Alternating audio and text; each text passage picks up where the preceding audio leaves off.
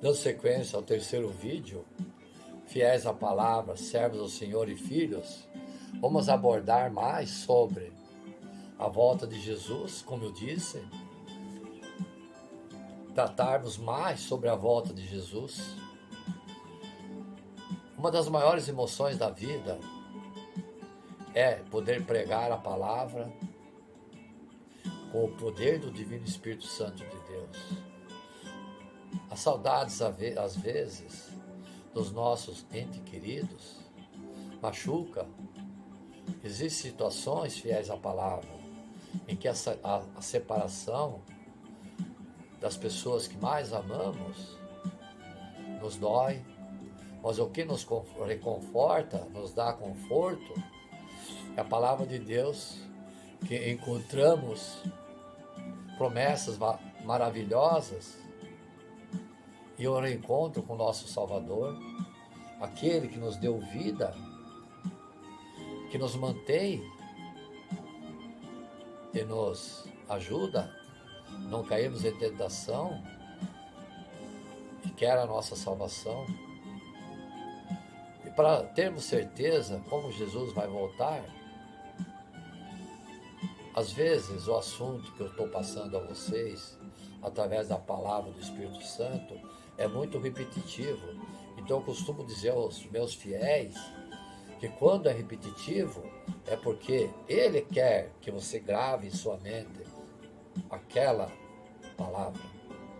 Na palavra de Deus encontramos a grande e maravilhosa promessa da volta de Jesus. Isso é certeza, que Ele volta é certeza. Registrada no Evangelho de João, diz assim: não se turbe o vosso coração, credes em Deus, credes também em mim. Na casa de meu Pai há muitas moradas. Lembre-se, já citei 3 ou 4 vezes. Eu quero morar uma dessas casinhas lá do céu. Se assim não fora, eu não vou-la teria dito. Pois vou preparar-vos um lugar, e quando eu for, eu vos preparar o lugar, voltarei e vos receberei para mim mesmo, para que onde estou estejais vós também. Você está preparado, fiéis ao Senhor? Fiéis da palavra, você está preparada, servas do Senhor e filhos? O que eu disse? Estais preparado para ir morar junto com Jesus. Um vídeo de meditação guiada na sala, mas agora quer continuar lá fora. Alcance a atenção plena offline. Teste 1. Anúncio.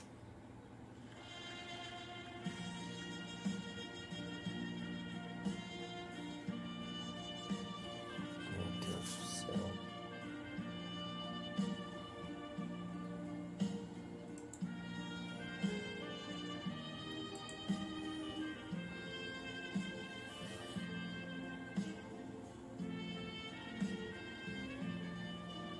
Desculpa a minha falha aqui, deu um problema de anúncio aí, bagunçou tudo. Vamos seguir em frente.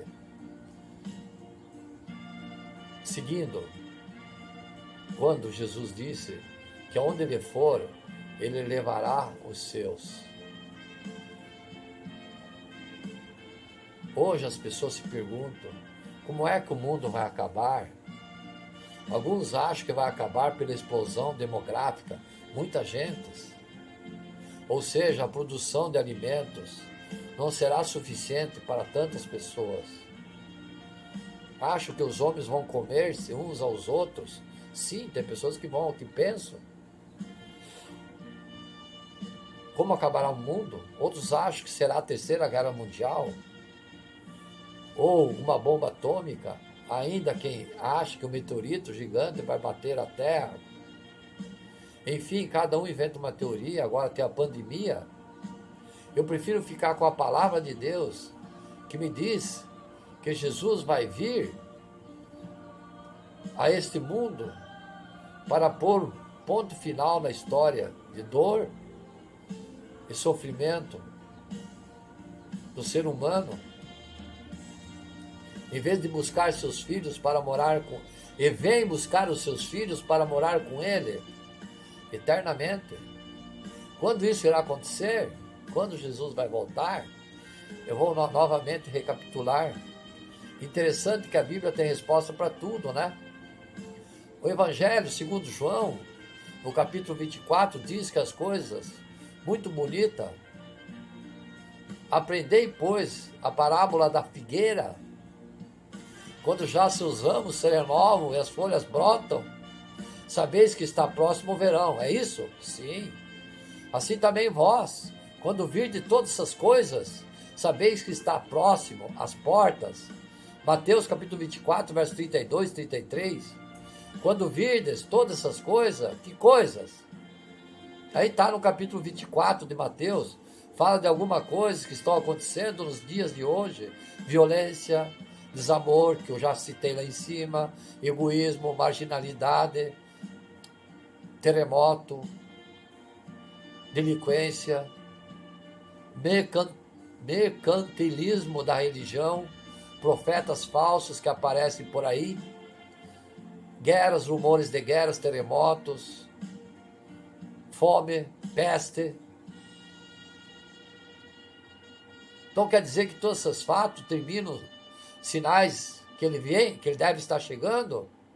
Pelo menos Jesus diz assim, que vocês veem que a figueira está mudando de folha, sabe que o verão está chegando.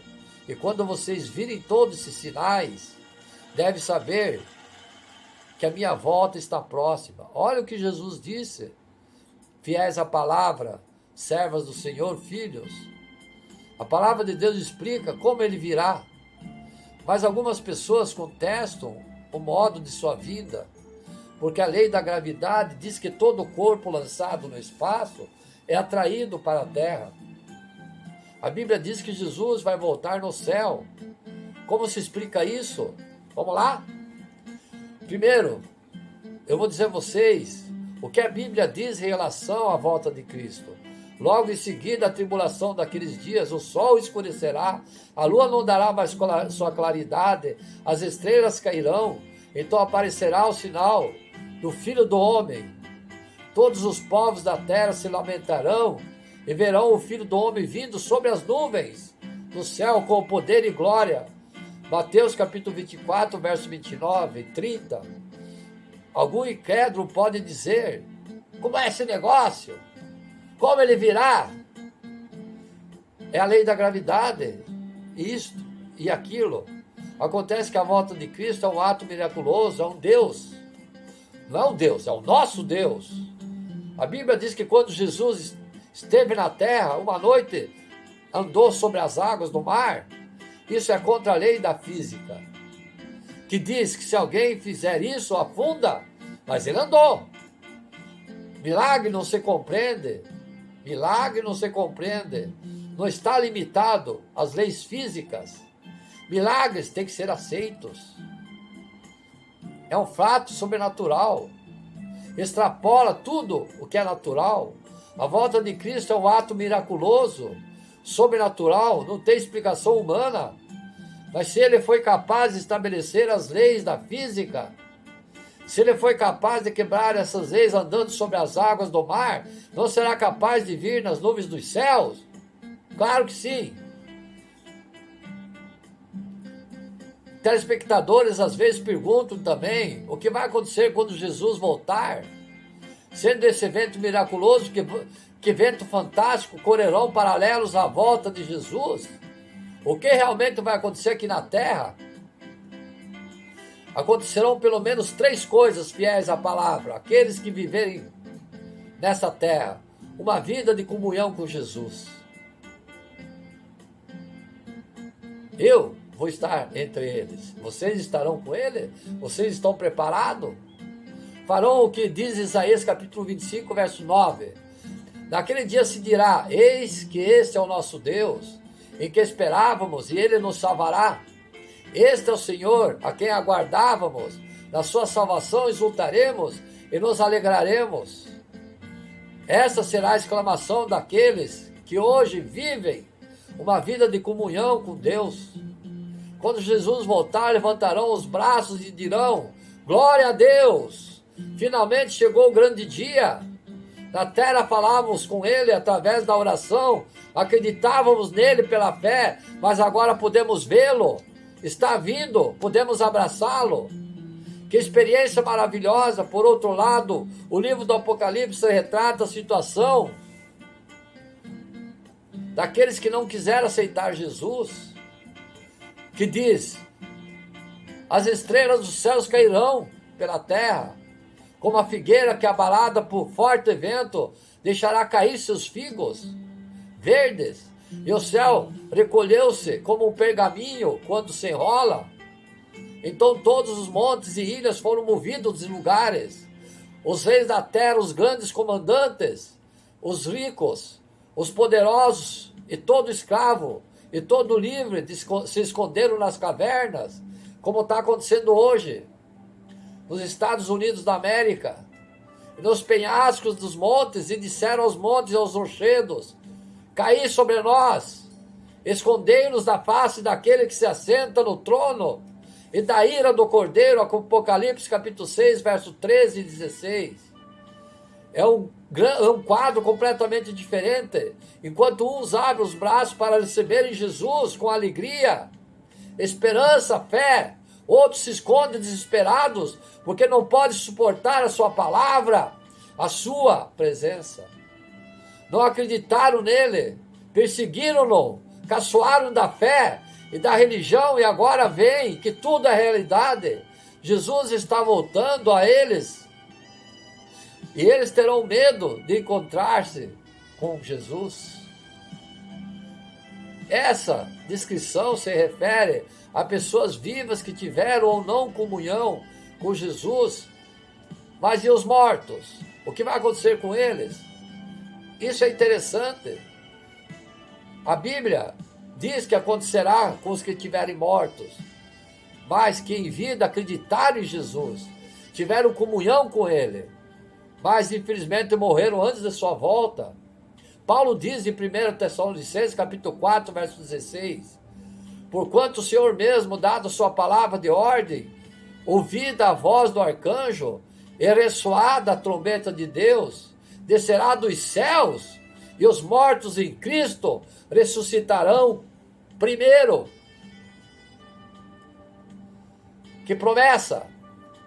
Queridos, fiéis à palavra, servos do Senhor, filhos, eu tenho esperança de ver meu Pai quando Cristo voltar. Você está preparado ou preparada? Espero que Jesus venha para mim poder abraçá-lo. Enfim, para mim, a volta de Jesus será uma alegria imensa. Eu não vou me esconder nas cavernas, nos rochedos. Eu quero estar com Ele na sua casa que Ele me prometeu. Essa é a esperança que eu tenho.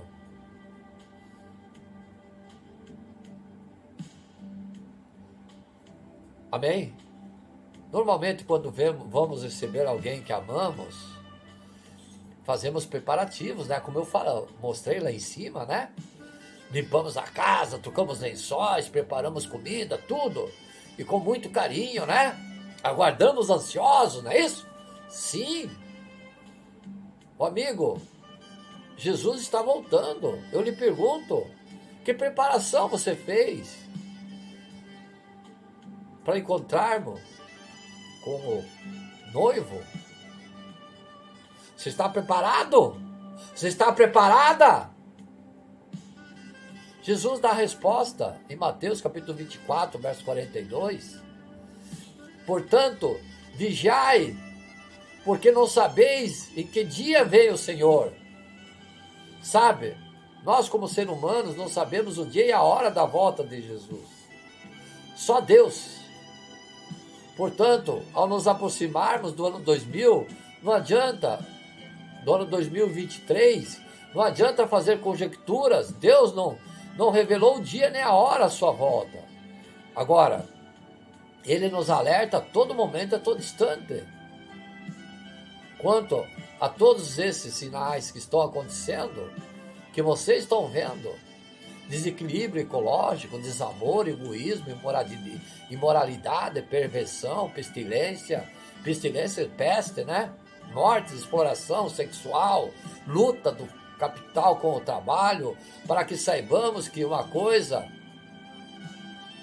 eu já estou por vir agora, como você não sabe o dia e nem a hora, diz Jesus. Deve vigiar, estar permanentemente preparado. Lembre-se que eu falei, vigiar, orar e perseverar. Salomão não perseverou. Mesmo porque, se Cristo não voltar agora, podemos morrer a qualquer momento. E se morrermos hoje, só ressuscitaremos quando Ele voltar. Haverá arrebatamento dos mortos e dos vivos também. Certo? Porque por isso temos que estar preparados como? Vivendo uma vida de comunhão, fé com Cristo.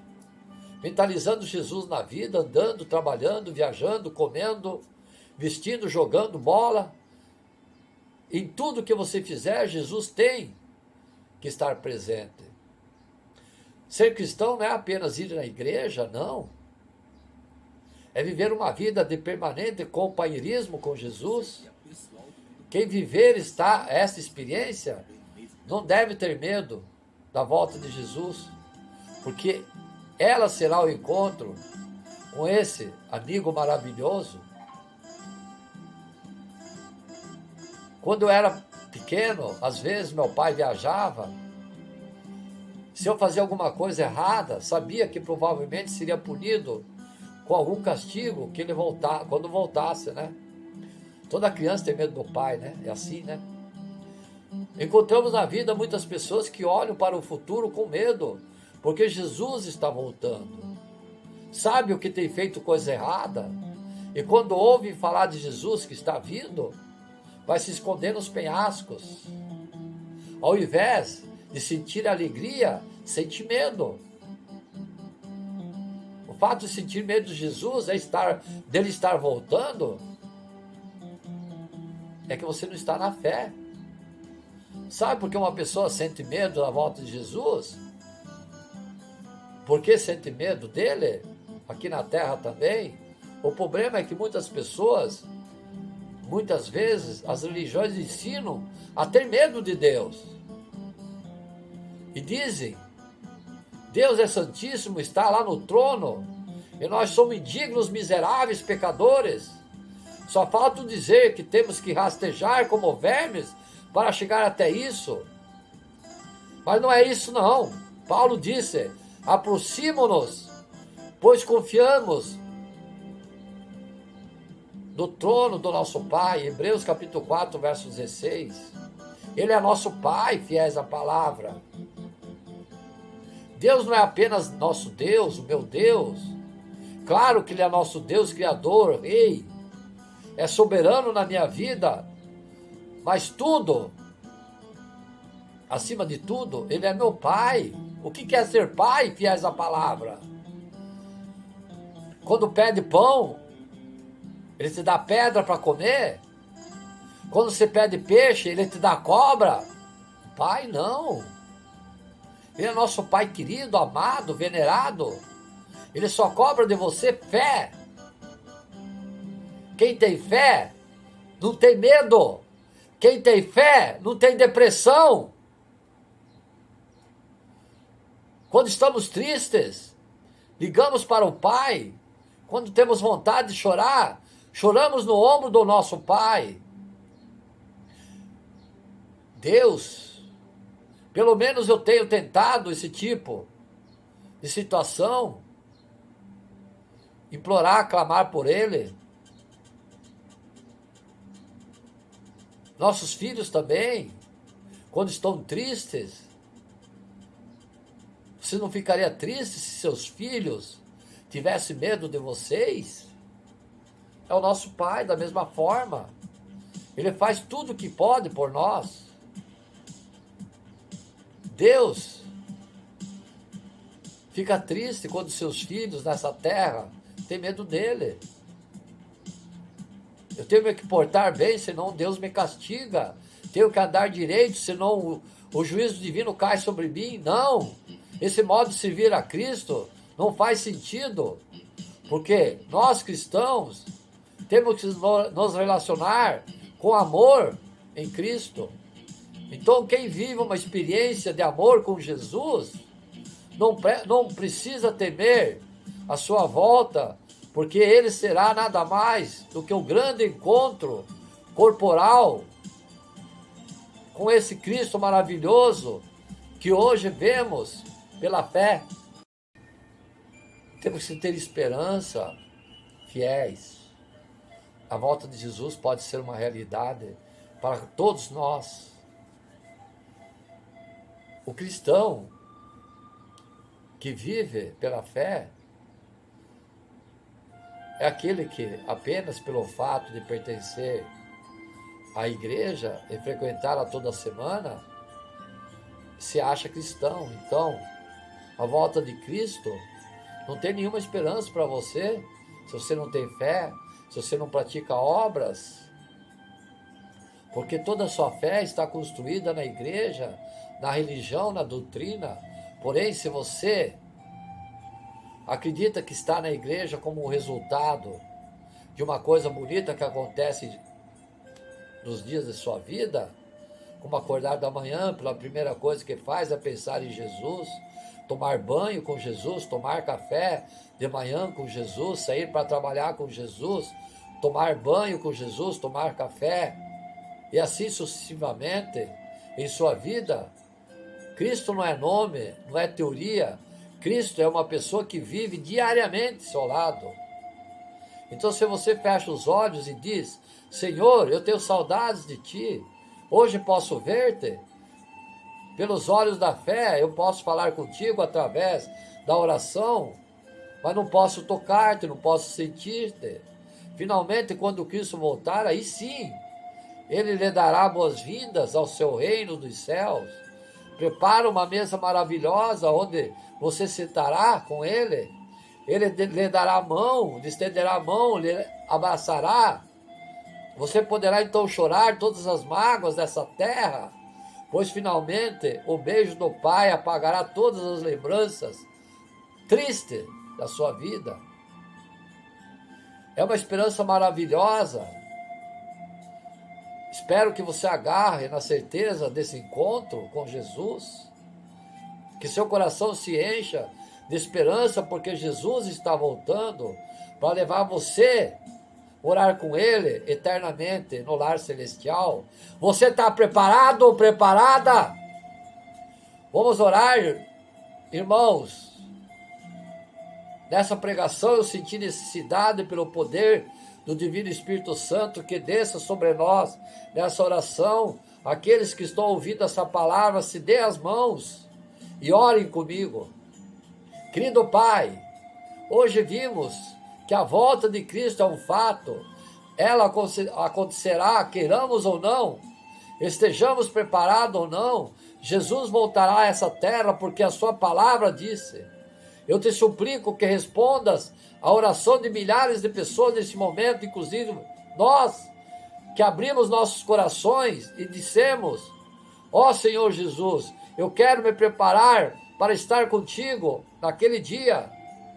Especialmente aquelas pessoas que estão tristes porque perderam um ente querido, que neste momento no coração deles brilha a esperança de que nem tudo está perdido. Quando Jesus voltar, devolverá a esses pais, seus filhos queridos, que já descansam. Mas também eu quero te suplicar agora uma bênção muito especial à minha família, a todos que desejam renovar a sua amizade contigo e viver uma vida de comunhão, aos fiéis da palavra, às servas do Senhor, aos filhos e minha família. Ajude-os, Pai, a desfrutar a alegria da tua presença, em nome de Jesus. Amém. Vamos continuar então, fiéis à palavra, sobre a volta de Jesus. Você está preparado? Sim ou não? Você está preparado? Jesus virá em breve. A igreja de Jesus Cristo, fiéis à palavra, aguarda o grande momento, como eu já citei lá em cima, do arrebatamento, né? Quando o abrir e fechar dos olhos, ante o toque da trombeta, Os fiéis que morreram ressuscitarão. E os que estiverem vivos serão transformados. Nesse dia glorioso, os salvos haverão de encontrar-se com Jesus nos ares. A volta de Cristo, fiéis à palavra, é a esperança maior da igreja de nosso Senhor, que precisa estar vigilante, sempre preparada para essa volta. A vigilância caracteriza a atitude de espera do cristão que aguarda a volta de Jesus. Se estamos realmente preparados para a volta de Jesus, então devemos ter azeite suficiente para manter a nossa lâmpada acesa.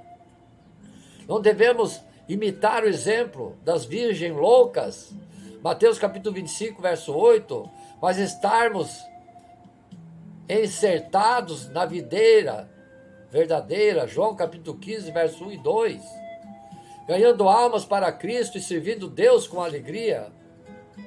Não nos sobrecarreguemos dos cuidados da vida. O crente deve deixar as suas preocupações aos pés do Senhor. Jesus exortou a olhar para as aves do céu, que não trabalham, nem fiam, porém o nosso Pai as alimenta. Mateus capítulo 6, verso 25 e 26. Atenção, servas do Senhor, vou repetir. Jesus exortou a olhar para as aves do céu, que não trabalham, nem fiam, porém o nosso Pai as alimenta. Ter uma vida santificada, sem a santidade. Em Hebreus, ninguém verá o Senhor. Hebreus capítulo 12, verso 14. Que comunhão pode ter o fiel com o infiel? 2 Coríntios capítulo 6, verso 14. Esperar somente em Cristo. O verdadeiro cristão que espera a volta de Cristo não está preocupado com as coisas dessa vida. 1 Coríntios capítulo 15, verso 19. E não se deixa abater pelas tribulações. Romanos capítulo 8, verso 18. Aprenda. Você está preparado à volta de Jesus? Guarda a palavra de Deus. A palavra de Deus é a lâmpada para os nossos pés. Salmo 119, verso 105. O cristão que espera a vinda de Cristo precisa esconder a palavra do Senhor no seu coração e divulgar para os seus irmãos. Salmo 119, verso 11. Esperar a vinda de Cristo com fé, confiança. Temos que esperar a vinda de Cristo alegres, confiantes e felizes de ter cumprido as boas obras. Tito capítulo 2, verso 13. Se estamos aguardando, vigilando o retorno de Cristo, se estamos e temos o azeite na lâmpada, se não estamos sobrecarregados com os cuidados dessa vida, se temos uma vida santificada, se a nossa esperança está alicerçada unicamente em Cristo, se guardamos a palavra de Deus, então estamos prontos para dizer: Maranata, ora, vem Senhor Jesus. Essas são as palavras que eu quero transmitir a vocês, fiéis, para que a graça e a paz e a espera nos vossos corações da volta de Jesus. Você está preparado ou preparada? Você está preparado? Por que as igrejas deixaram de pregar sobre a volta de Jesus Cristo? Vou listar 4 motivos a vocês, fiéis à palavra. Porque vocês estão olhando para o céu?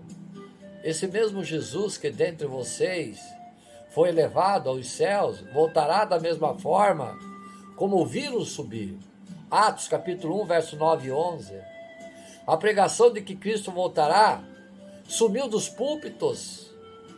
Fiéis à palavra, servas do Senhor. Subiu dos púlpitos da igreja evangélica contemporânea Esse comportamento despertou preocupação em nós, fiéis. O que agora eu vou explicar para vocês, quatro motivos que ocasionaram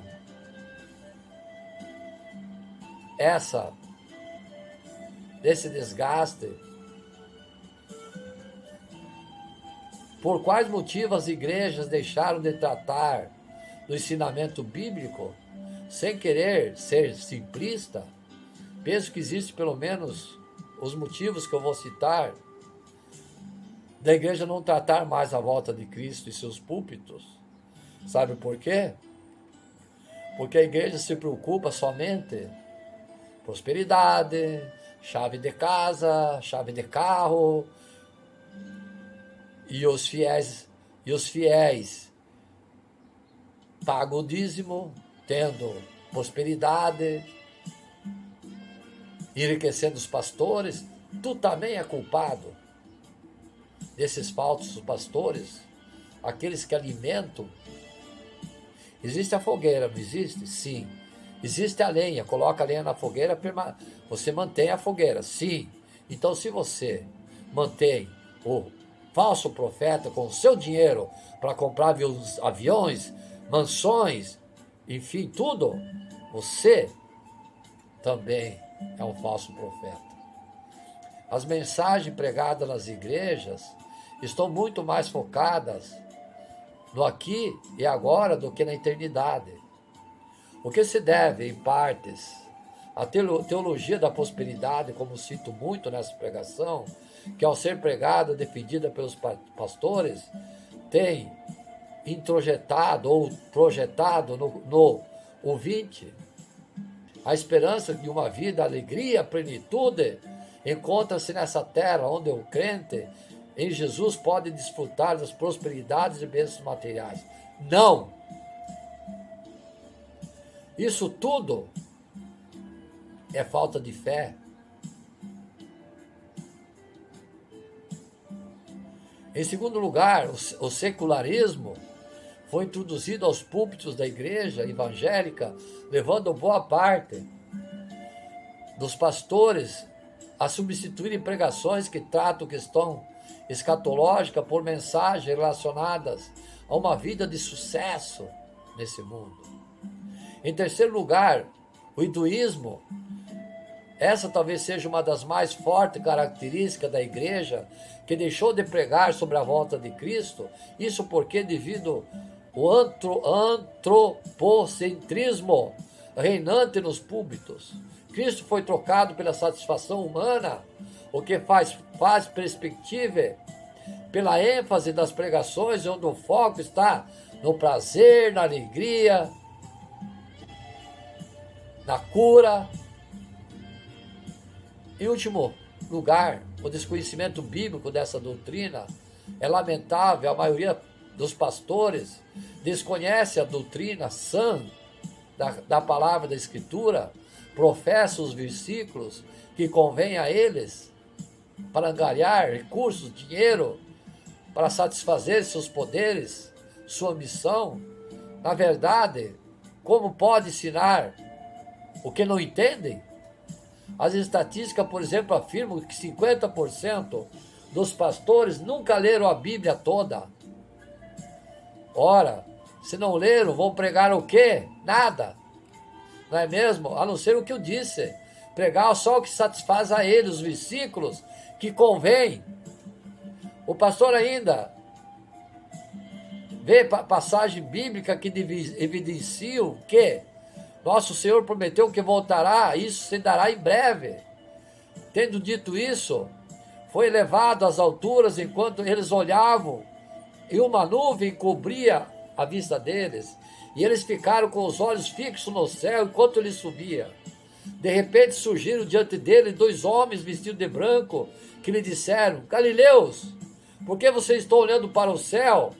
Esse mesmo Jesus que dentre vocês foi elevado aos céus voltará da mesma forma como viram subir. Atos capítulo 1, verso 9 e 11. Pois dada a ordem com a voz do arcanjo, E o ressoar da trombeta de Deus, o próprio Senhor, descerá dos céus, e os mortos em Cristo ressuscitarão primeiro. Depois nós, os que estivermos vivos, seremos arrebatados com eles nas nuvens para o encontro com o Senhor nos ares. E assim estaremos com o Senhor para sempre. 1 Tessalonicenses capítulo 4, versos 16 e 17. Da mesma forma, como o homem está destinado a morrer uma vez e depois disso enfrentar o juízo, assim também Cristo foi oferecido em sacrifício uma única vez para tirar os pecados de muitos, e aparecerá a segunda vez, não para tirar os pecados, mas para trazer salvação aos que aguardam. Hebreus capítulo 9, versos 27 e 28. Quanto ao dia e a hora, ninguém sabe, que eu já frisei 4, 5 vezes lá em cima. Nem os anjos do céu, nem o Filho, senão somente o Pai.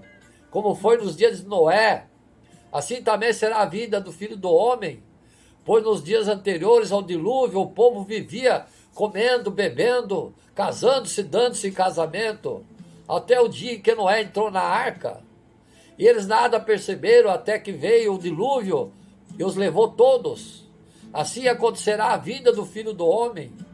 Mateus capítulo 24, versos 36 e 39. Então essas palavras que eu transmiti a vocês, fiéis, eu quero aqui deixar que vocês pensem e pratiquem. Você está preparado? Que haja discernimento nessa palavra que esse servo transmitiu a vocês. Está preparado, fiéis, servas do Senhor? Não faça da revelação de Deus, te deu uma imagem de ouro. O livro do profeta Daniel é riquíssimo da revelação do tempo, sobre o final dos tempos. Daniel profetizou tudo. Na segunda parte, na próxima sexta-feira, eu vou pregar sobre isso, que particularmente eu acredito que já estamos vivendo toda a profecia de Daniel. No entanto, eu quero despertar a vocês, fiéis à palavra, algo sério que acontece muito no meio cristão. Motivo esse que tem levado muitos a abandonarem a fé em Cristo. Quando lemos o livro do profeta Jeremias, vemos que Deus escolheu o rei Nabucodonosor para ser uma referência dos seus juízos da terra. Ou seja, o Senhor literalmente entregou às nações da terra que agiu em rebeldia às ordenanças de Deus, nas mãos do rei da Babilônia, e nenhuma nação podia fugir desse decreto divino. Imagine só o único homem, Nabucodonosor, sendo levantado para dominar toda a terra. É algo muito forte e que certamente subiria a cabeça de qualquer homem sem o governo do Espírito Santo.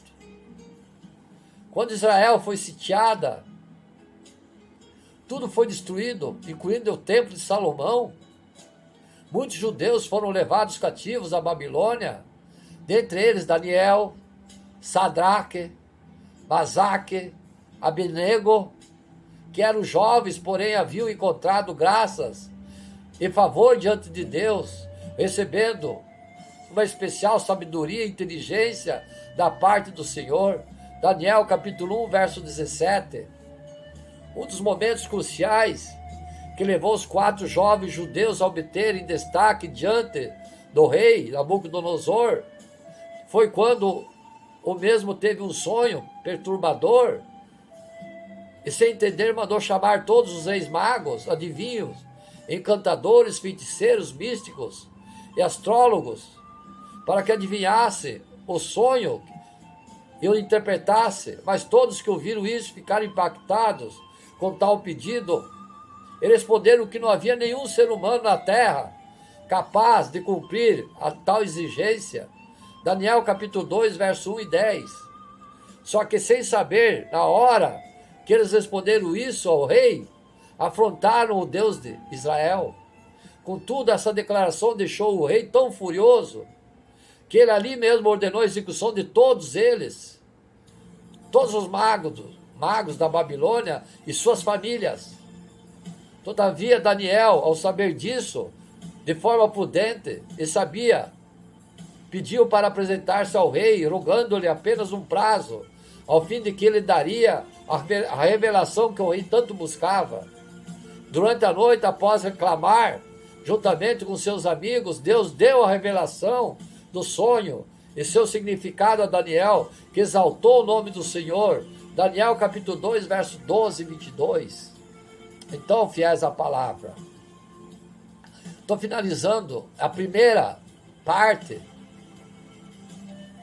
da volta de Jesus, ou a vinda de Jesus. Você está preparado? Na próxima sexta-feira vou abordar a segunda parte. Espero que através de mim, o Senhor, Divino Espírito Santo de Deus, tenha transmitido a vocês palavras que discernem o entendimento do bem contra o mal e que vocês encontrem a verdadeira fé em Cristo. Você está preparado? Se não está, se prepare, que ele voltará sim. Que o sangue de Jesus derramado na cruz, que remiu nossos pecados, abençoe você, fiéis à palavra. Abençoe você, serva do Senhor e filhos, e tire toda dor, toda tristeza, toda dúvida, e dando a vocês alegria, paz de viver, repreendendo todo mal nesse momento, ordeno que o demônio seja expulso para as profundezas das prisões do inferno. Rogo a vós, meu Pai, pelo sangue de Jesus, que dê ânimo, força nesse mundo tão difícil hoje, para que nós consigamos ver o retorno de Jesus. Você está preparado? Em nome de Jesus. Glória à divindade do Pai, glória à divindade do Filho e do Espírito Santo de Deus. Amém. Saudações, meu ósculo santo, aos fiéis da palavra, às servas do Senhor e filhos. Amém.